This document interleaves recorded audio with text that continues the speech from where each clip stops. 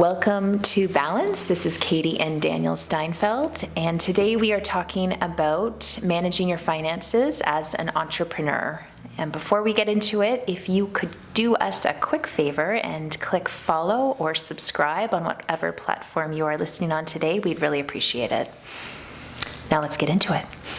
All right, let's do this. So the point of this podcast basically is to simplify what people are sometimes intimidated by, whether or not you're a finance person. If you're running your own business, no matter what the business, you need to have your money in order, first of all. And for a lot of people, that becomes something that's scary or intimidating. But at the end of the day, it's all about getting back to basics and the shuffle sounds. It's all about getting back to basics and making sure that nothing is really that scary, but having the tools you need to plan properly. So the hope here is that we're able to go through some pretty easy to follow steps, give you some quick tips that can help you set yourself up for years ahead, for your year ahead, and get yourself ready to make some money, make the money you want to make. Yeah, exactly. Yeah. So we'll get right into it. I think the first step and the most important thing is you need to have an idea of how much money you're looking to take home at the end of the year. So in your perfect world, you need to have an expectation. Everybody's different. If you're just starting out, you might have an expectation that is considerably different from somebody who's been doing it a long time. It's a little bit more difficult to determine that if you're doing something for the first time as well. Yeah. You might not know what the standard is, but at the end of the day, like we do with our business planning, you need to think about what you need and what you want to reach a certain plateau and where your goal is going to be for the year. Yeah. And I think you can, even though you might not have a benchmark, one thing you can do is reach out to fellow colleagues that are working in your industry and find out from them, what in your first year did you make, and kind of get some information from them. The other thing is, it's kind of easy to determine based on what you're charging for your product or service and how that can break down into or how that can build you up to your annual profit. So in real estate, it's, your commission. How many houses do you want to sell? Okay, what's the average price point? How does that translate into commission? And add it all up, and that's your ideal profit for the year. Yeah, and be real with it. And then it's really important to understand the difference between revenue and profit. Right. A lot of people say, I want to make $1 million or something like that, or I want to sell $1 million. Well, that's great, but if you're spending $2 million to make $1 million, you're not in a very good situation, right? So profit or income represents what's left over in the bank after you've covered your expenses and what you actually have to work with, whether it's for saving or investing or other expenses you might not have identified. So focus on the profit number, focus on income. You're going to be using revenue and you're going to be looking at expenses, which we're going to talk about, to determine what that's going to be. But you need to be thinking about your take-home money because that's what really matters. Yeah, exactly. And be realistic on it. I mean, everybody especially goes into the new year thinking, okay, I'm going to smash it this year and make $1 million. But if you only made $100,000 in profit last year, how likely is it that you're going to make $1 million? I'd like to think so, but be realistic. Right. Be real, be optimistic, but yeah, there's a difference between having a glass half full and thinking your cup and is being overflowing. Delirious. Yeah, like you've got to look at things through clean eyes, and there's nothing wrong with if you've got people around you, whether it's like Katie said in your industry, people you work with, friends, family, whatever, run what you think by other people, and don't let what they say discourage you. But if something doesn't pass the smell test, you need to make sure that what you're thinking has some degree of realism, or ask the tough questions to get there. But the point of this is to identify how real what you're thinking is and what you have to do to get there. And in keeping with our podcast theme, I just spit on water all over myself. Oh, you spit it? I thought you spilled it. No, it just kind of like spurted out a little. If you watch past videos, I think we've got a different bottle combination or cup combination. We'll figure it out. Yeah. Anyway. So, the first step after you've determined that is now you're basically going to want to put together a model, a financial model, which again sounds intimidating, but all that really means is organizing your stuff, getting your things together, figuring out the real numbers that are going to shape what your year is going to look like.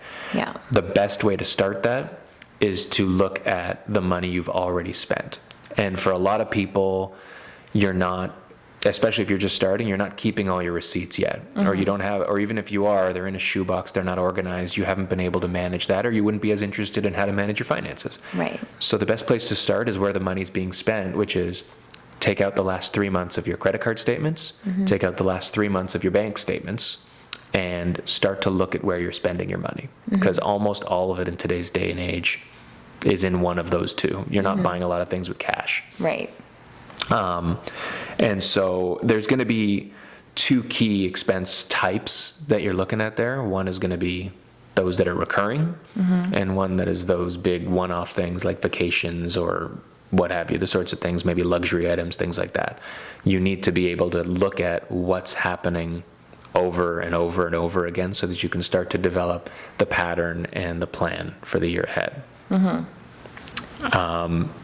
And so the other, tip with that is when you start to look at the way you're spending your money and you start to determine whether it's, fitting to certain buckets, certain types of spending, things like that. What we like to do is with our credit cards, for example, we do some traveling and we like to be able to save for travel, things like that. So our credit card, our business card at least, is one that's focused on providing us a lot of benefit when we travel and then giving us benefit back to allow for more traveling. Yeah. Like you've got this hyper crazy credit card for travel. It's nuts. What is it? It's the one that I use for, we're both on it, like the corporate card that we use. Yeah. It's called the World Elite card, which sounds a lot fancier than it is. I think it has no annual fee, so it's not like one of those like made out of titanium cards. But it has a few things that are really important. One is it's got cash back on it for everything that we buy, which is always helpful, regardless of what you're doing. It's got an enhanced cash back when we're using foreign dollars, which is a big thing that gets people when they spend their credit cards in the States or overseas because the exchange rates are crazy. This one, the cash back actually covers that exchange rate discrepancy, which is really helpful. And then it also has things like, lounge access at airports and things like that, and all this nice perky stuff that helps when we're traveling. That's actually useful versus crap that a lot of credit card companies tend to offer you that you'll never use. And then, just even you get a lot of credit cards that will offer you additional incentives or cash back for groceries and gas. So if you can be strategic in the ones you choose, you can get money back. It's really, and you're able to identify to a better degree where your money's going and where you think it's going to go when you take a look at what you've been spending. And it doesn't mean, this doesn't mean go get 6 credit cards, get a credit card for groceries, get a credit card for gas, yada, yada, yada. Yeah. Figure out where you're spending your money and then be smart as you spend it. If you do have 2 credit cards, which isn't unusual. Well, I think we also want to say that you want to ideally have 2 credit cards, one for personal, one for business, because that allows you to track your expenses a lot better and allows you to bucket things. I know, each month you kind of rectify, what's the word? The accounting word? Reconcile. When you reconcile, it rectifies things. It's kind of the You're same the thing. CA, I'm not. So anyway, it allows you to reconcile things a lot easier if you have it all on a monthly statement. That's right. You do. So once you've identified your expenses and you've started to get a little bit of a handle on what's recurring, and to revisit recurring for a second, that doesn't mean it's something necessarily that you're paying every month. There's a lot of recurring expenses that are annual or quarterly. For example, like the membership being, like if you're a realtor, you're paying Toronto Real Estate Board, provincial fees and your dues and all that kind of stuff. And sometimes things like lease payments are monthly, sometimes things like insurance might be once a year, it might be whatever. It depends on how you pay it. So that's another reason why you take 3 months to sort of identify those things that might be monthly or might be quarterly. You might still be missing things, especially if you do it now and you look at, the end of the year, you might not catch those beginning of year annual expenses. So Yeah. don't look at those and make that the be all and end all, but it's a great way of identifying, here's the stuff that I know I pay on a constant basis, and you can start to lay out what that looks like and what it's looked like historically. The next thing you do with those is you identify, like you talked about with credit cards, the stuff that has been personal and the stuff that has been for your business. This is going to come in handy not just in being able to budget how you're going to make your money and the money you spend to make money, but also at tax time, assuming you separate your expenses, even if you're a sole proprietor, it doesn't matter. Yeah. There's different tax benefits for your business expenses versus your personal. And if you're not separating them and identifying them when you budget and keep track, you're going to run into a whole lot more problems, if and when you've got that shoebox at the end of the year Yeah. and you're trying to figure out where all the money went. Yeah, and reconciling monthly is the goal, just because you want to keep a track on a monthly basis of where you're at, and it just eliminates that end of year frazzled feeling you have because you're trying to put everything together at the last minute, because Right. it does take time. For sure. Like even if you are working with an accountant who does your stuff, Yeah. it's going to save you money in the hours they have to take to figure out what you did. Yeah. If you can just, I know, even though I don't practice now, the accountants that I worked with and the work that we used to do, it's not only less costly to the client, which would be you, if you give them something that's organized, but it results in a better return and a more organized and your maximum tax return and all that. So Yeah. and beyond anything, the more organized you are, this is kind of the theme for everything. The more organized you are, the more it allows you to plan for the next year. And the more Right. it allows you to see what you're doing and track what you're doing in real time, which we'll get to. In addition to the expenses, obviously you want to be able to know what you brought in Yeah. the past year and what you plan to bring in the year to come. So this doesn't just mean for realtors, for example, like us. When I started, and when a lot of people are starting, some of our agents right now, you're a realtor, but you also might have, a quote unquote day job, something that's bringing you a static income. You need to identify the money that's known that's coming in, lay that out in the same way you would the expenses. If you've got a salary, you know what your monthly dollars are Yeah. going to be every month. But then because, or if you're a salesperson, if you're working on commission, if you're working on variable income, contract work, whatever, you need to be able to set a good expectation for what that's going to look like, which is like you were talking about with, identifying numbers of transactions you expect to do, Yeah. how much money each one's going to be, so on and so forth. And that Yeah. helps plot into this plan when you're doing that. Right. Yeah. Exactly.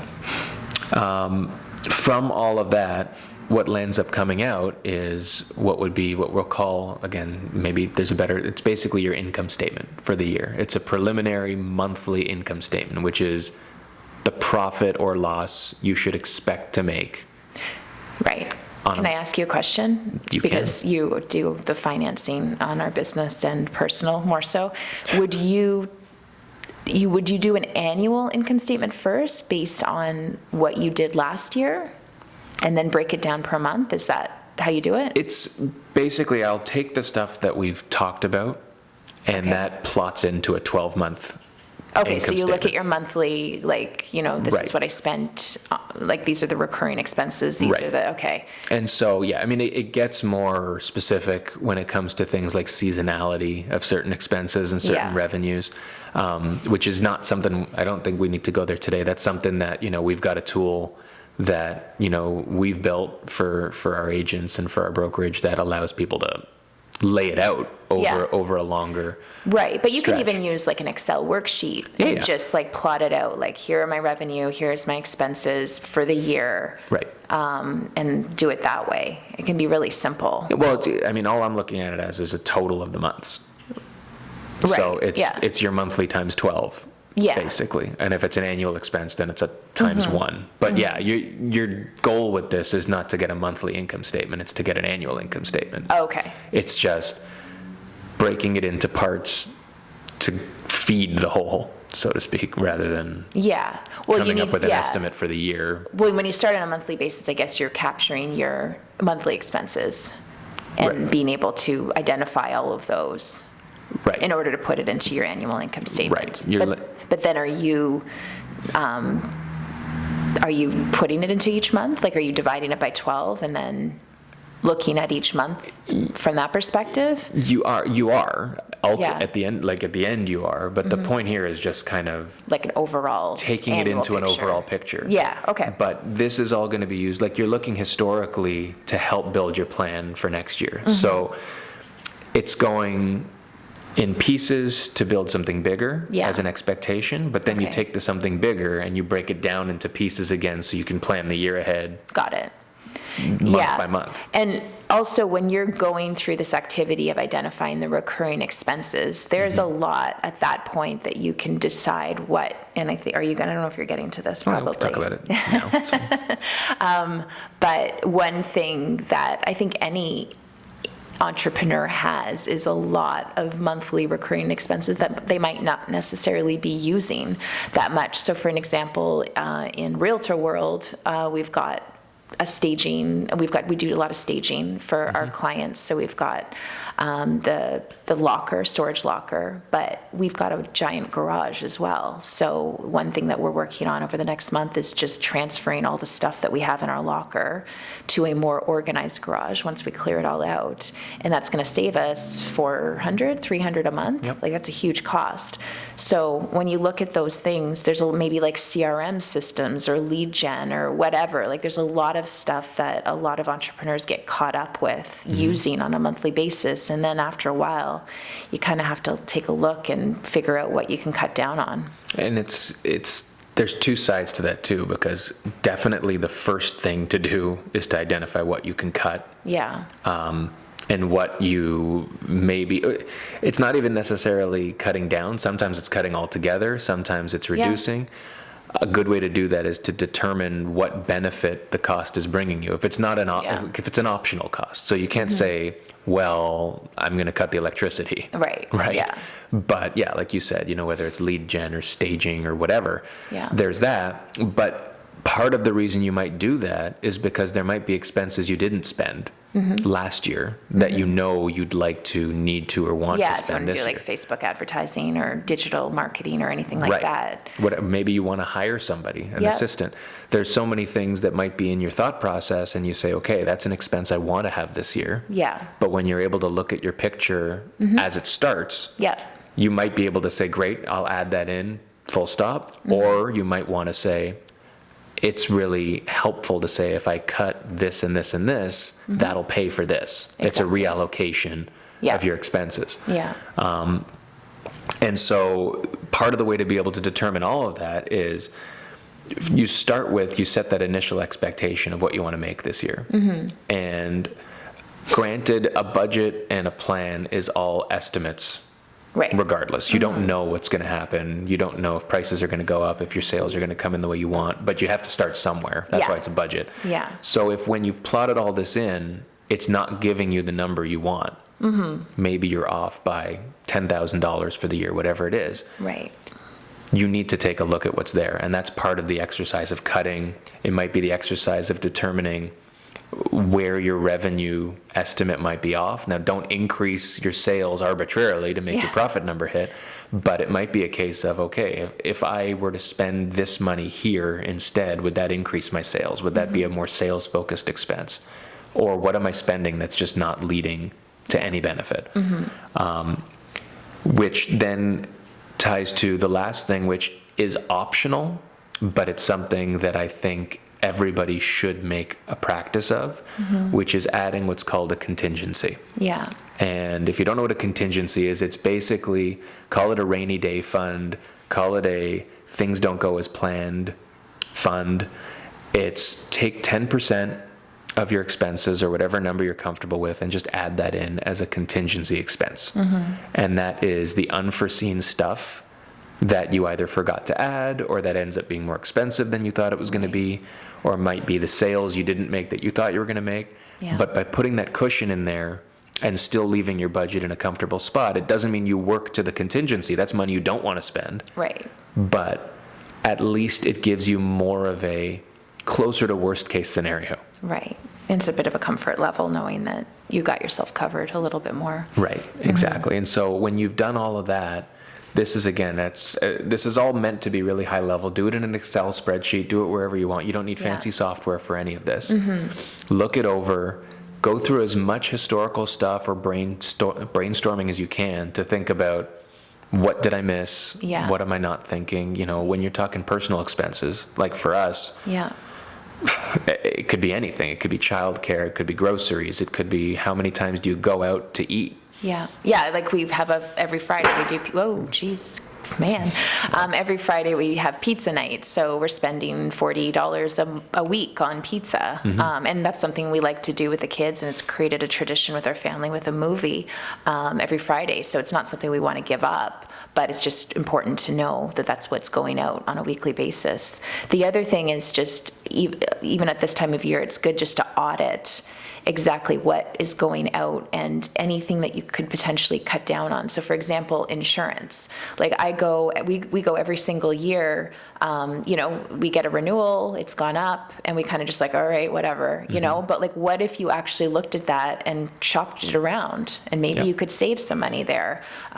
Same thing goes for, I'm just trying to think other, like, if you've got a storage locker, maybe you could find a better deal somewhere else. Like almost everything. Yeah. I can speak from experience. Yeah. Can be questioned. Yeah. At the same time, though, you don't want to give up on the quality of what you're providing, especially when it comes to your business. So if you've got, like an actual product that you're offering, or you're a bakery and you have, certain bags that you use, you obviously don't want to make any, what am I trying to say? Make any you don't want to compromise mistakes. The quality. Compromise, that's what I was looking for. Yeah. Yeah, you don't want that. It's a balance, but there is a lot of value in taking some time to ask some questions, and maybe it's not everything at once. You don't take 3 weeks to look at every expense and call every company and ask if they can do better. But even like once a week, just set, okay, this is the week I'm looking at insurance. This is the week I'm looking at. We just did the same thing with our internet or cable. Our TV. Like we just cut $50.